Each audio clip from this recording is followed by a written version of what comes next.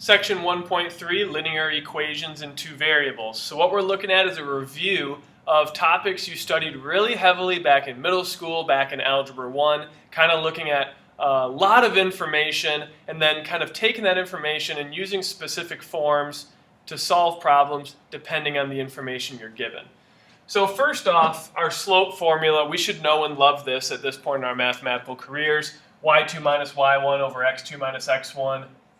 Or we're thinking about calculus right now, delta y over delta x, the change in y over the change in x. There's a little caveat here. You say x1 cannot equal x2. Okay, so you need to have two distinct points that you're finding the slope between. In calculus, we kind of get rid of this condition and we look at some really fun things that happen. Okay? So slope of a line, change in y over change in x, just make sure you're consistent. Label your information, work through it. Make sure you don't make any of those kind of little mistakes that you shouldn't be making. Over here, a summary of equations of lines. So a lot of different equations for lines. You have your general form, vertical lines, horizontal lines, slope-intercept, point-slope, and two-point form. Now what these are really doing is these are really telling you, based on the information you're given, there's a form of an equation of a line for you. So if they give you the slope and the y-intercept, the quickest form for the equation of a line would be to use slope-intercept form because it uses that information. If they give you any point on the line and the slope, then you want to be using point-slope form. That's the quickest form that you can use. And then 2-point. Let's say they just gave you 2 points on the line. All right? You can use this form to quickly get what you want. Now, of course, because you are adept at solving these linear problems, you can translate between one and the other, and you can kind of go whatever way you want to solve them. But you have options if you want to be efficient. Okay? So if we look at some of these problems, here we have slope problems. I trust that you can do that. Check the online notes, make sure you're doing that correctly.